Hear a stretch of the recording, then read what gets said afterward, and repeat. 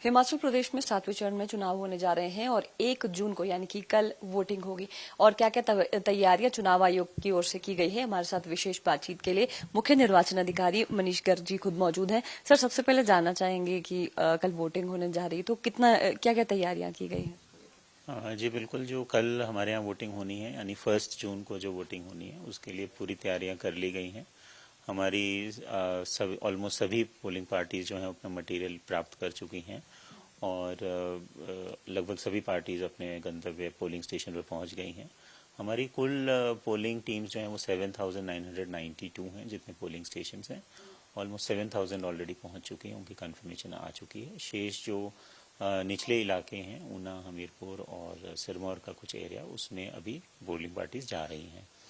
साथ साथ उनके जो सारा मटेरियल भी साथ ही जाता है और सिक्योरिटी फोर्सेस भी साथ में उनके जा रही हैं। प्रत्येक पोलिंग स्टेशन पर सिक्योरिटी फोर्सेस की डिप्लॉयमेंट रहेगी और जो हमारी उसके अलावा जो दूसरी सिक्योरिटी फोर्सेस हैं वो मोबाइल टीम्स और QRTs और FSTs SSTs में डिप्लॉयड रहेंगी, जिससे कि कोई भी अनटूवर्ड इंसिडेंट ना हो, उसको चेक किया जा सके, समय रहते उसको उस पर रोक लगाई जा सके।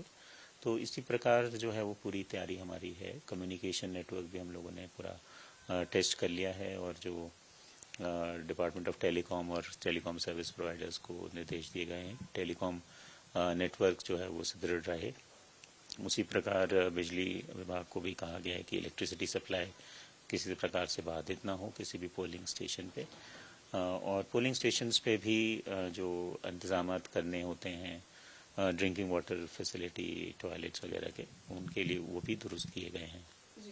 सर, जैसे आपने अभी बताया कि 7,992 टोटल पोलिंग स्टेशंस है, तो इनमें से सबसे ज्यादा जो समस्या है, चुनौतियां किन किन पोलिंग स्टेशन तक पहुंचने के लिए होती है? जैसे हम देख रहे हैं कि बड़ा भंगाल में पहुंचना थोड़ा डिफिकल्ट हो जाता है। जी, बड़ा बंगाल तो ऑफ कोर्स इनएक्सेसिबल है काफ़ी, और वहाँ पे तो हमने कल हेलीकॉप्टर से वो पोलिंग पार्टीज भेज दी हैं। लेकिन उसके अलावा कुछ पोलिंग स्टेशन हैं जहाँ पे काफ़ी वॉकिंग इन्वॉल्व है, जो कि भरमौर में, बटियात में, कुल्लू में, शिमला में, इन पोलिंग स्टेशंस में काफ़ी चलना पड़ता है। तो लेकिन वो कल ही वो पार्टीज वो चली गई थी और वो अपने स्थान पे पहुंच भी गई हैं। बड़ा बंगाल तो हमने बाय एयर भेजा था। बाकी जो हमारे चॉपर्स यूज़ होते हैं वो काज़ा, केलोंग से काज़ा ले जाने के लिए मशीन्स जाती हैं, उसमें मशीन्स और मटेरियल, और भरमौर से जो पांगी जाती है उसमें मशीन्स और मटेरियल जाती है। बाकी पोलिंग पार्टीज वहाँ की लोकली होती हैं। सर, चुनाव के दौरान में जिस तरह से ये चीज देखी जाती है कि जो व्यवस्थाएं किस तरह से रहती है, अगर हम बात करें इन टोटल पोलिंग स्टेशंस में से, आपने जिस तरह से डिटेल भी दी थी कि कुछ वल्नरेबल, कुछ सेंसिटिव पोलिंग स्टेशंस भी होते हैं, किस तरह की परिस्थितियां होती है कि इन्हें सेंसिटिव इसमें पोलिंग स्टेशंस में गिना जाता है? देखिए, वैसे तो law and order point of view से तो हिमाचल में हार्डली कोई उस टाइप का पोलिंग स्टेशन है जो सेंसिटिव हो।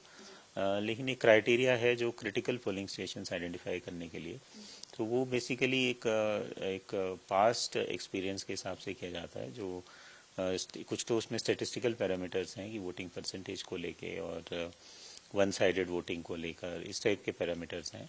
और कोई अगर लॉ एंड ऑर्डर केस हुआ हो या कोई ऑफेंस दर्ज हुआ हो या कोई भी इस टाइप के अनटूवर्ड इंसिडेंट हो, तो उसको नॉर्मली हम क्रिटिकल करते हैं। दूसरा क्राइटेरिया है वल्नरेबल की, कोई ऐसा कोई सेक्शन ऑफ पॉपुलेशन तो नहीं है जो वल्नरेबल है, यानी उसको किसी प्रकार का कोई थ्रेटन है या इंटिमिडेशन है या इंड्यूसमेंट है वोटिंग करने के लिए, तो उनको वल्नरेबल क्लासिफाई किया जाता है और फिर उन पोलिंग स्टेशंस को भी क्रिटिकल हम करते हैं। तो हिमाचल में कुल 369 पोलिंग स्टेशंस क्रिटिकल का डेफिनेशन में हैं, और क्रिटिकल पोलिंग स्टेशंस में जो है वो माइक्रो ऑब्जर्वर्स भी रहते हैं, सेंट्रल फोर्सेस भी रहेंगी और साथ ही साथ वेबकास्टिंग भी रहेगी। सर, जो पोलिंग बूथ्स रहेंगे, पोलिंग स्टेशंस रहेंगे, वहां पर किस किस तरह की जो व्यवस्थाएं, सुविधाएं मिलेंगी वोटर्स को? क्योंकि जैसे हम देख रहे हैं कि हिमाचल में भी काफी ज्यादा गर्मी बढ़ रही है, तो इन चीजों को ध्यान में रखते हुए कि अधिक से अधिक संख्या में मतदाता मत करने के लिए, इनको लेकर क्या क्या चीजें ध्यान में रखी गई? देखिए, जो सभी पोलिंग स्टेशंस में वैसे तो जो एश्योर्ड मिनिमम फैसिलिटीज़ हैं, जिसमें टॉयलेट्स, ड्रिंकिंग वाटर, रैम्प्स और इलेक्ट्रिसिटी, फर्नीचर, ये सब प्रावधान हैं ही।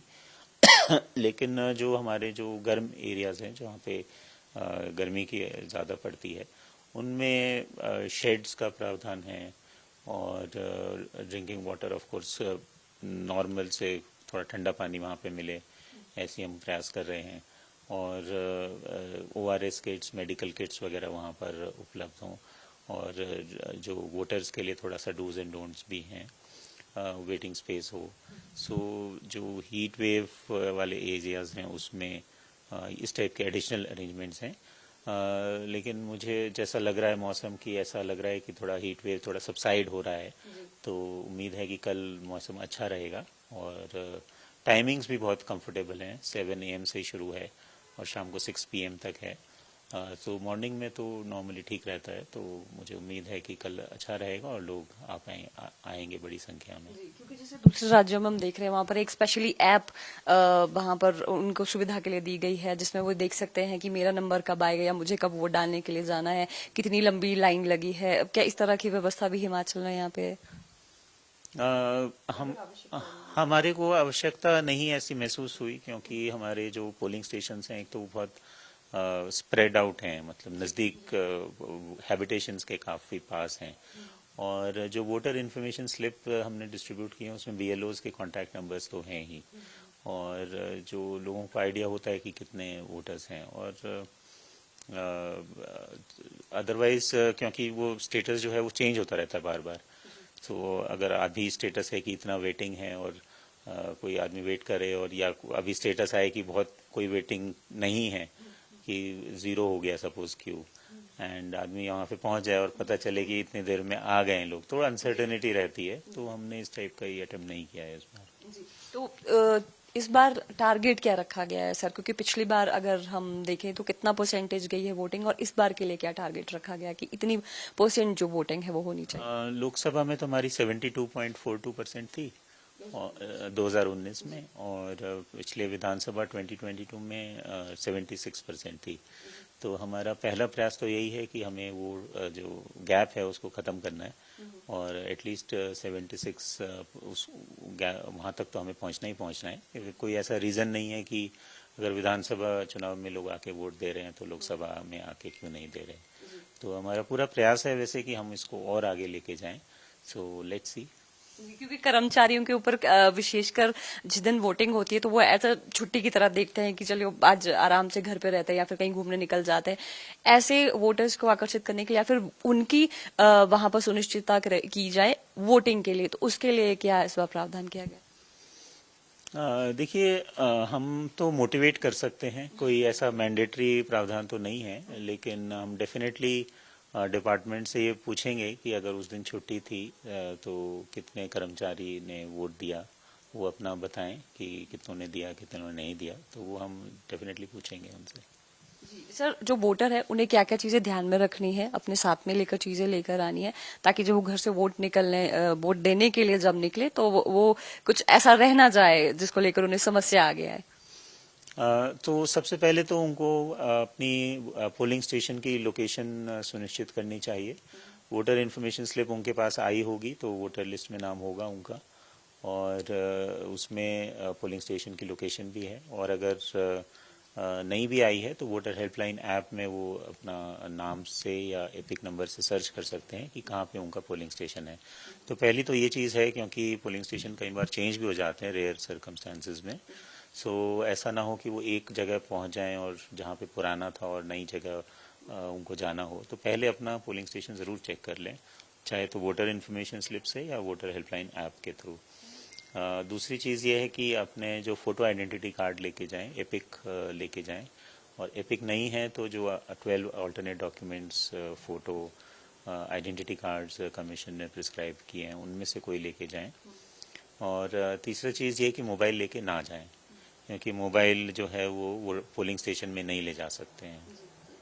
तो सर, बीच में कभी जब वोटिंग होती है उस दौरान ईवीएम मशीन्स का भी कई बार दिख जाता है कि खराबी हो जाती है या इस तरह की चीजें, क्या इसको लेकर तैयारी की गई है या कुछ व्यवस्था की गई कहीं किसी पोलिंग स्टेशन में? अगर ऐसा रहता है कि ईवीएम मशीन खराब हो जाती है तो तुरंत प्रभाव से क्या किया जाएगा? देखिए, बहुत रेयर होता है ये, और हमारा कोशिश रहती है, क्योंकि मल्टीपल लेवल ऑफ चेकिंग होती है ईवीएम्स की पहले पोलिंग स्टेशन पे भेजने से पहले, और पोलिंग पार्टीज़ की ट्रेनिंग भी कई बार कराई जाती है। तो बहुत रेयरली ऐसा होता है, लेकिन अगर हो तो हम सेक्टर ऑफिसर्स को जो है वो रिजर्व मशीन्स दे के रखते हैं, और सेक्टर्स इस तरह से बटे होते हैं कि within an hour maximum 30 minutes to 45 minutes में सेक्टर ऑफिसर वहाँ पे पहुँच सके और अगर कोई ऐसी ईवीएम मशीन चेंज करने की आवश्यकता हो तो वो तुरंत उसको कर पाएं। सर आखिरी आपसे एक अपील चाहेंगे कि हिमाचल प्रदेश के जितने भी वोटर्स हैं वो अधिक से अधिक संख्या में आए, उनको लेकर एक अपील सर।